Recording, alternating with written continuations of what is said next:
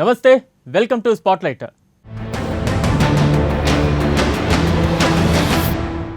Western culture చాప కింద నీరులా వ్యాపిస్తోంది. యువత జీవితాలను నిర్వీర్యం చేస్తోంది. తాత్కాలిక సుఖాలకు యువతను బానిసలను చేసి ఆకట్టుకుంటోంది. భారతీయ సంస్కృతి మసకబారడం మొదలుపెట్టగానే విష సంస్కృతి విలయ తాండవం చేయడం మొదలుపెట్టింది. మైనర్లు నేరస్తులుగా మారుతున్నారు. మైనర్ బాలికలు మాన ప్రాణాలను కోల్పోతున్నారు. సమాజాన్ని రక్షించాల్సిన పోలీసు, న్యాయ వ్యవస్థలు మౌనం దాల్చుతున్నాయి. రాజ్యాంగాన్ని, చట్టాలను లెక్క చెయ్యని కొన్ని దుష్టశక్తులు ఇష్టం వచ్చినట్లు పబ్బులు నడిపిస్తూ డబ్బే పరమావధిగా వ్యవహరిస్తున్నారు. ఇది ఇలాగే కొనసాగితే భారతీయత దెబ్బతింటుంది. మానవత్వం అడ్రస్ మారిపోతుంది. అసలు ఇలాంటి విష సంస్కృతికి అడ్డుకట్ట వెయ్యలేమా? పిల్లలు చెడిపోతున్నారంటే బాధ్యులెవరు? పబ్ సంస్కృతి ఏం చెబుతోంది?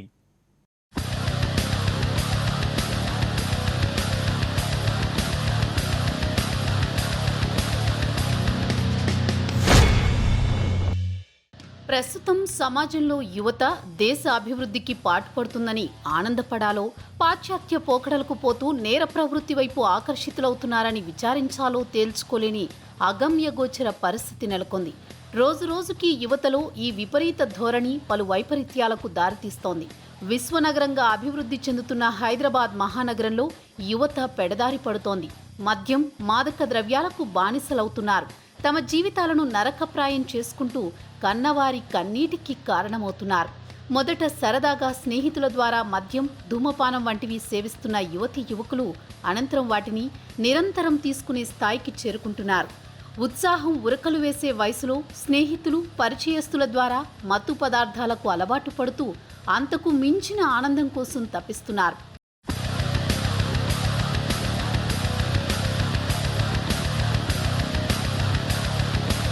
హైదరాబాద్లో పబ్ కల్చర్ దారి తప్పుతోంది. పబ్ సంస్కృతికి అలవాటు పడి యువత జీవితాలను నాశనం చేసుకుంటున్నారు. సిటీలో పబ్స్ మాటున జరుగుతున్న అసాంఘిక కార్యకలాపాలపై అనేక ఫిర్యాదులు వెల్లువెత్తుతున్నాయి. మొన్నటికి మొన్న బంజారాహిల్స్ ఫుడింగ్ అండ్ వింగ్ పబ్లో జరిగిన రేవ్ పార్టీ వ్యవహారం ఎంత దుమారం రేపిందో ప్రత్యేకించి చెప్పక్కర్లేదు. అయితే ఆ ఘటన తర్వాత కొంతకాలం గ్యాప్ ఇచ్చిన పబ్స్ నిర్వాహకులు మళ్లీ యథావిధిగా తమ కార్యకలాపాలు కొనసాగిస్తున్నారు. కొందరైతే బార్ అండ్ రెస్టారెంట్లను కూడా పబ్స్గా మార్చేస్తూ యువతుల అర్ధనగ్న నృత్యాలతో న్యూసెన్స్ క్రియేట్ చేస్తున్నారు. వరుసగా వెలుగు చూస్తున్న ఈ తరహా ఘటనలు హైదరాబాద్లో కలకలం సృష్టిస్తున్నాయి. అర్ధరాత్రిళ్ళు డీజే సౌండ్స్తో, అమ్మాయిల అశ్లీల నృత్యాలతో న్యూసెన్స్ క్రియేట్ చేస్తారు. గంట గంటకు రేట్లు పెంచుతూ లక్షల్లో దండుకుంటారు. విదేశీ యువతులతో క్యాబరేలు ఏర్పాటు చేసి కస్టమర్ల నుండి అందిన కాడికి దండుకుంటారు. నిబంధనలకు విరుద్ధంగా పబ్స్ నడుపుతున్న వ్యవహారాలు ఈ మధ్య చాలానే వెలుగు చూస్తున్నాయి.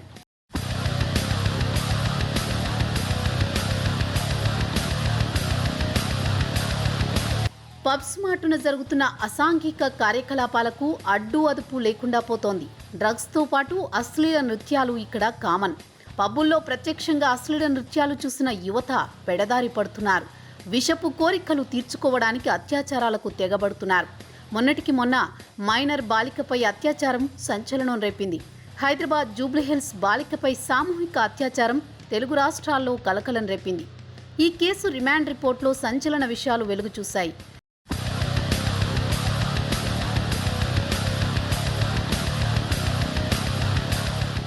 నిందితుల్లో వక్ఫ్ బోర్డు చైర్మన్ కుమారుడు ఉన్నాడన్న వార్తలతో రాజకీయ రగడ మొదలైంది. బంజారాహిల్స్లో నిర్మానుష్య ప్రాంతానికి తీసుకువెళ్లి బాలికపై గ్యాంగ్ రేప్ చేశారు. గ్యాంగ్ రేప్ తర్వాత ఎంజాయ్ చేశామని గ్రూప్ ఫోటో దిగి ఇన్స్టాలో పోస్ట్ చేశారంటేనే అర్థం చేసుకోవచ్చు నిందితులు ఎంత క్రూరమైన మనస్తత్వం కలిగి ఉన్నారు అన్నది. అత్యాచారం చేయడాన్ని కూడా గొప్పగా చెప్పుకున్నారంటే సమాజం ఎంతగా దిగజారిపోయిందో అన్న ఆవేదన కలగక మానదు.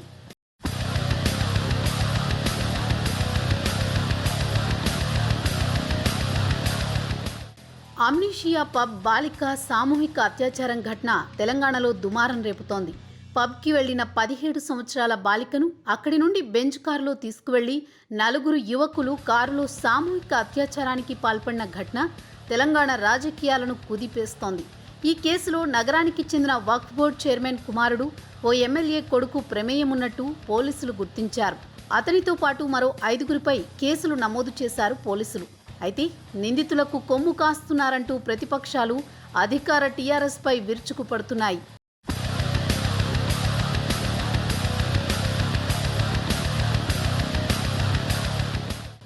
జూబ్లీహిల్స్ అమ్నీషియా పబ్ కేసులో నిందితులు పొలిటికల్ లీడర్ల కొడుకులు కావడంతో మరింత చర్చనీయాంశంగా మారింది. మహమూద్ అలీ తన పదవి నుంచి తప్పుకోవాలని డిమాండ్ చేస్తున్నాయి విపక్షాలు. అమ్నీషియా పబ్ గ్యాంగ్ రేప్ ఘటనపై ప్రభుత్వం వ్యవహరిస్తున్న తీరును తప్పుబడుతున్నారు. మహమూద్ అలీ మనవడు, వక్ఫ్ బోర్డు చైర్మన్ కొడుకు, ఎంఐఎం ఎమ్మెల్యే కొడుకు పాత్రలపై నిష్పక్షపాతంగా విచారణ జరగాలని కోరుతున్నారు. ఎట్లా జరిగింది, ఎవరెవరు పాత్రదారులు, ఎవరెవరు సూత్రధారులు, దీనికి సంబంధించిన వాహనాలు ఎవరివి, ఆ వాహనాల యొక్క యజమానులు ఎవరు, యజమానుల మీద తీసుకున్న చర్యలు ఏంది, విచారణ ఏంది, సివి ఆనంద్ గారు చెప్పకుండా కప్పిపుచ్చిండ్రు. ఇక్కడ ప్రధానంగా ఆరోపణలు ఎదుర్కొంటున్నది ఎంఐఎం పార్టీకి సంబంధించిన శాసనసభ్యుడు, వాళ్ళ పిల్లలు. అదేవిధంగా టీఆర్ఎస్ పార్టీ నియమించిన వక్ఫ్ బోర్డు చైర్మన్ వాళ్ళ పిల్లలు.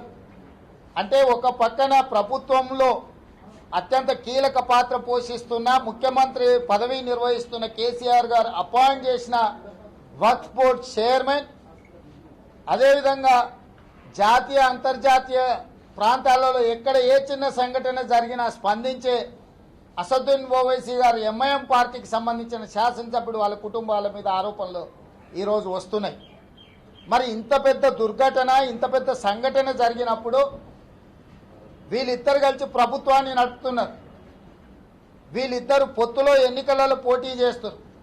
ఈరోజు అధికారంలో భాగస్వాములు, ఎన్నికలలో భాగస్వాములు, రేపుల మర్డర్లలో కూడా టీఆర్ఎస్ ఎంఐఎం భాగస్వాములుగా కలిసి ఈ సంఘటనకు పాల్పడు. తమపై విమర్శలు వస్తున్న నేపథ్యంలో తెలంగాణ హోంమంత్రి మహమూద్ అలీ కీలక వ్యాఖ్యలు చేశారు.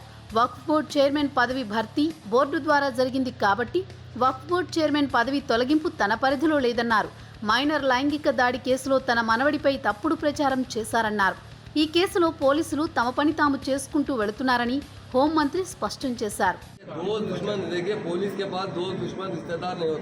जो गलती करता है उसको सजा देते हैं. इसके अंदर पुलिस डिपार्टमेंट कभी भी नहीं सोचता कि कौन हमारे दोस्त है, कौन दुश्मन है, कौन पॉलिटिकल है, कौन नॉन पॉलिटिकल है.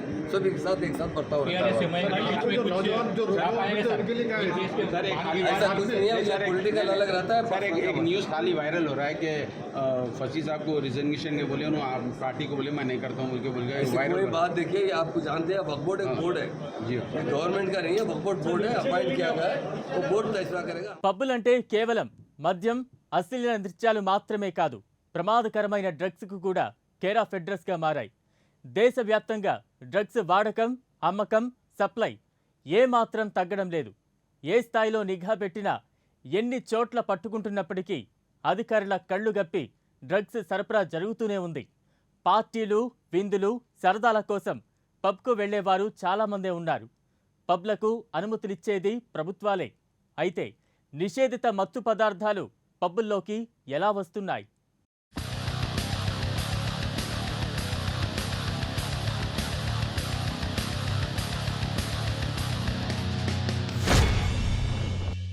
డ్రగ్స్ డ్రగ్స్ డ్రగ్స్ అసలు పబ్బుకి వెళ్లేదే వీటి కోసమని కొందరు ఆఫ్ ది రికార్డ్గా చెబుతుంటారు. మరి నార్కోటిక్స్ బ్యూరో, ఎక్సైజ్ వంటి విభాగాలు ఏం చేస్తున్నట్టు? అసలంటూ పబ్బులకు అనుమతులు పూర్తిగా రద్దు చేసేస్తే చాలా వరకు దరిద్రం వదిలిపోతుందని చాలామంది అభిప్రాయపడుతున్నారు. కానీ ఆ పబ్బుల ద్వారా ప్రభుత్వానికి చాలా ఆదాయం వస్తుంది. అది అసలు సంగతి. పబ్బు, పెగ్గు, డ్రగ్గు ఇదో జబ్బు. ఇది మందులేని జబ్బు. ఇది నయం కాని జబ్బు. సభ్య సమాజం తమను ఈసడించుకుంటుందని తెలిసి పబ్బుల్లోకి వెళ్ళడమేంటి? అక్కడ ఏం జరుగుతుందో నిత్యం మీడియాలో చూస్తూనే ఉన్నాం. తాటి చెట్టు కింద కూర్చుని పాలు తాగుతున్నామంటే కుదురుతుందా? పబ్బు కల్చర్ పట్ల సెలబ్రిటీల పిల్లలు, రాజకీయ నాయకుల పిల్లలు ఉత్సాహం చూపిస్తున్నారంటే వారి తల్లిదండ్రుల్ని బజార్న పడేయడానికే ఇవన్నీ చేస్తున్నారా అన్న సందేహాలు సర్వత్రా వ్యక్తమవుతున్నాయి.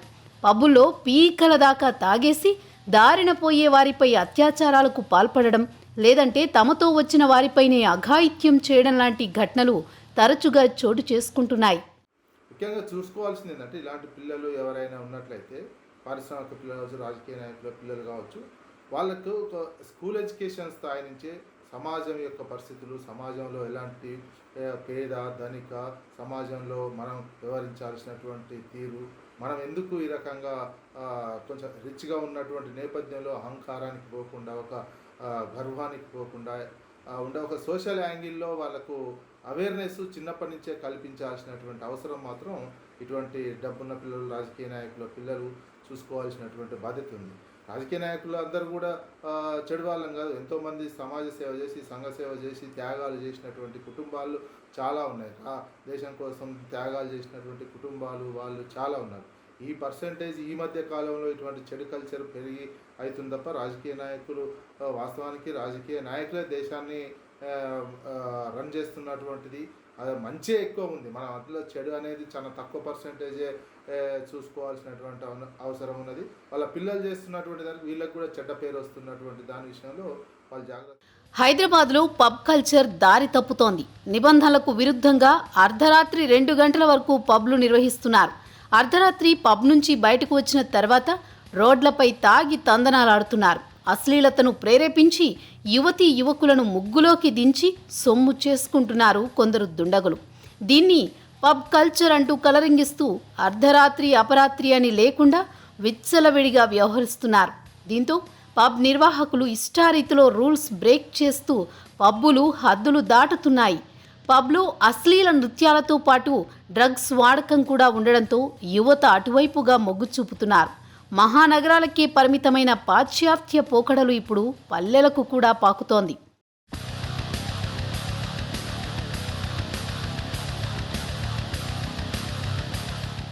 వ్యాపారవేత్తలు, సంపన్నులు ఎక్కువగా ఉండే జూబ్లీహిల్స్, బంజారాహిల్స్ లాంటి అనేక ప్రదేశాల్లో ఈ విధమైన పబ్బులు అనేకం ఉన్నాయి. ఎక్సైజ్ శాఖ అనుమతితో ఈ ప్రాంతంలో దాదాపు 35 దాకా పబ్లు నిర్వహిస్తున్నట్లు సమాచారం. భాగ్యనగరంలో 60కి పైగా పబ్బులున్నాయి. వీకెండ్ పార్టీలు, పుట్టినరోజు వేడుకలు, ఇతరత్రా పార్టీలకు ఈ పబ్లు ప్రత్యేక డిస్కౌంట్ ఆఫర్లను కూడా ప్రకటించి యువతను ఆకర్షించే ప్రయత్నాలు చేస్తుంటాయి. నిబంధనలను విరుద్ధంగా వ్యవహరిస్తున్న పబ్లపై గతంలో పోలీసులు అనేకసార్లు చర్యలు తీసుకున్నా వాటి తీరు మారలేదు. సరికదా మరింత దారుణంగా తయారైనట్లు పలువురు విమర్శిస్తున్నారు. వీటిలో తాగి మైకంలో తేలిపోతున్న యువత విచక్షణ కోల్పోయి పరస్పరం దాడులు చేసుకుంటున్నారు, రేప్లకు పాల్పడుతున్నారు. ఏం జరిగినా పోలీసు అధికారులు నామమాత్రపు చర్యలు తీసుకోవడం, ఆ తర్వాత లైట్ తీసుకోవడం, దాంతో యథావిధిగా పబ్బుల్లో అసాంఘిక కార్యకలాపాలు జరుగుతుండడం పరిపాటిగా వస్తోంది.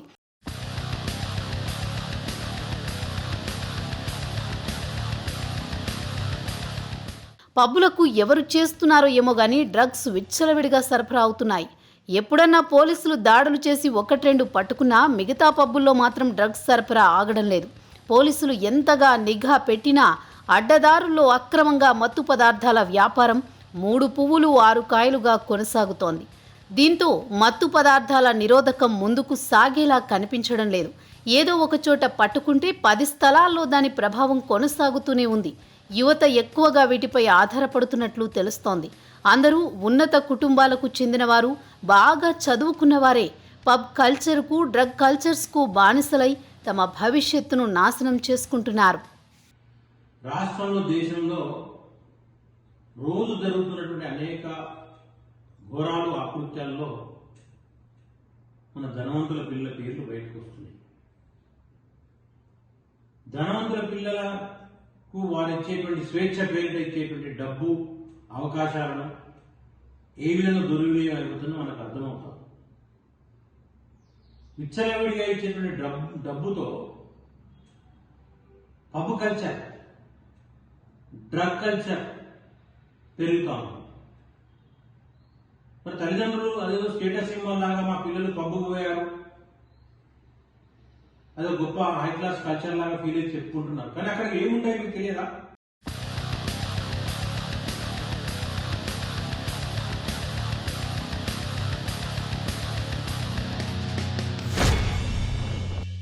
ఎంత ధనం, ఆస్తులు సంపాదిస్తే ఏం లాభం? కళ్ల ముందే పిల్లలు పబ్బుల్లో తిరుగుతూ డ్రగ్స్కు బానిసలై భవిష్యత్తు నాశనం చేసుకుంటుంటే ఎంత వేదన ఉంటుంది? బుద్ధిగా చదువుకోవాల్సిన వయసులో నేరాలకు పాల్పడుతున్నారు మైనర్లు. పిల్లలు మానవ మృగాలుగా మారిపోయి మైకంలో మదమెక్కి చేస్తున్న అత్యాచారాలు దేనికి సంకేతం? భావి భారత పౌరులు రేపిస్టులుగా ఎందుకు మారుతున్నారు? తల్లిదండ్రుల పెంపకంలో లోపమా? వ్యవస్థలో లోపమా? లేదంటే డబ్బులు తీసుకొస్తున్న రుగ్మత?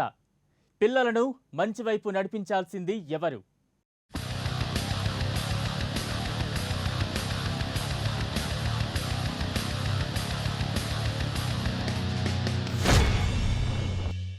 పబ్ కల్చర్తో సంస్కృతి సంప్రదాయాల్ని సర్వనాశనం చేసేస్తున్నారన్న అభిప్రాయాలున్నాయి. నిఘా లేకపోవడంతో పబ్బుల నిర్వాహకులు ఇష్టానుసారంగా నడుపుతున్నారు.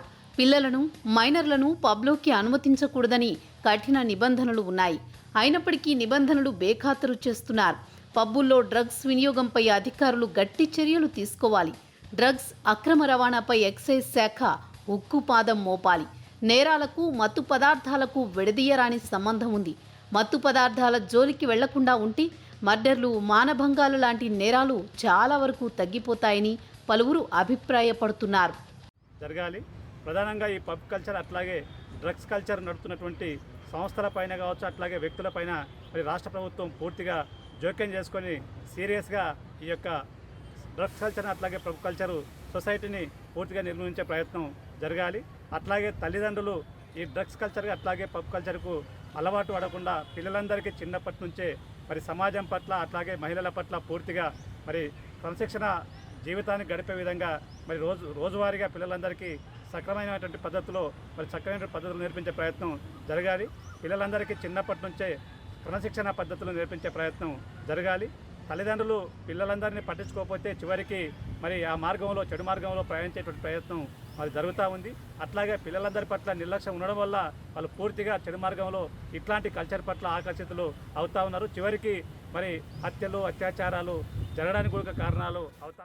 నేరపూరిత మార్గాల దిశగా యువత అడుగులు వేయడానికి కారణాలు లేకపోలేదు. వారు పెరిగే వాతావరణం, అతి స్వేచ్ఛ, తల్లిదండ్రుల ఆప్యాయత కరువవ్వడం, బంధుత్వాల విలువలు తెలియకపోవడం వంటివి ప్రధాన కారణాలుగా తెలుస్తున్నాయి.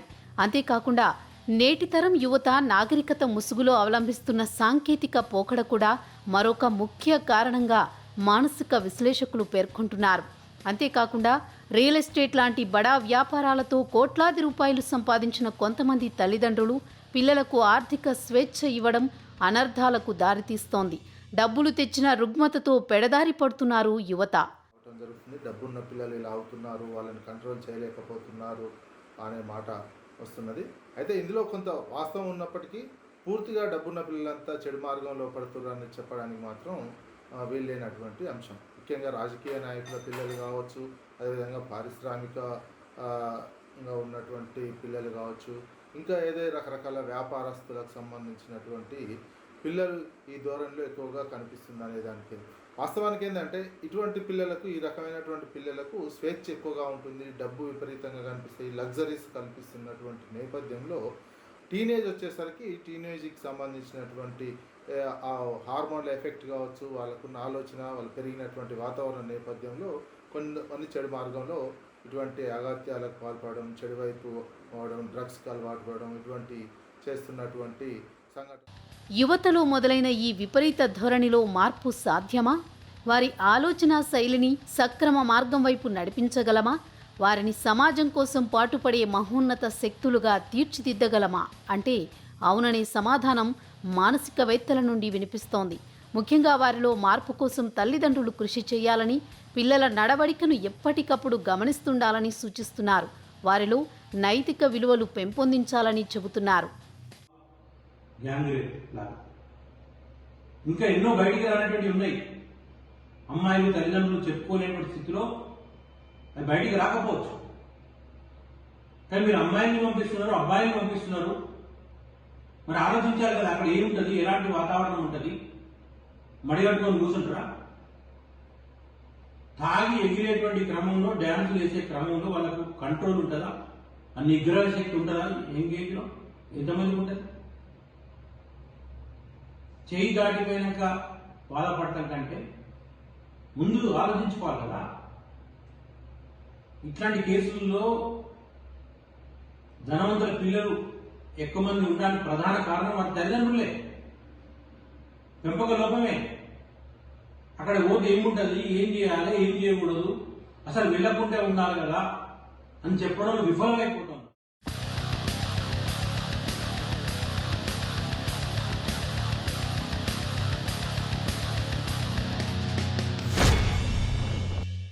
ఇప్పటికైనా తల్లిదండ్రులు కళ్ళు తెరవాలి, పిల్లలపై నిఘా పెట్టాలి, వారి పెంపకంపై దృష్టి సారించాలి. అటు పబ్బుల్లో ఆగడాలపై ప్రభుత్వాలు కఠినంగా వ్యవహరించాలి. డ్రగ్స్ దందాపై ఉక్కుపాదం మోపాలి. భావి భారత పౌరులు చెడుదోవ పట్టకుండా ఉండాలంటే ఇంట్లో తల్లిదండ్రుల పెంపకంతో పాటు వ్యవస్థలో కూడా మార్పు రావాలి. అప్పుడే దేశానికి మానవత్వం ఉన్న భవిష్యత్ తరాలను అందించగలం. మరి ఆ దిశగా అందరూ అడుగులు వేస్తారని ఆశిస్తూ ఇక ఇదే వాల్టీ spotlight. Stay tune to Prime 9 news.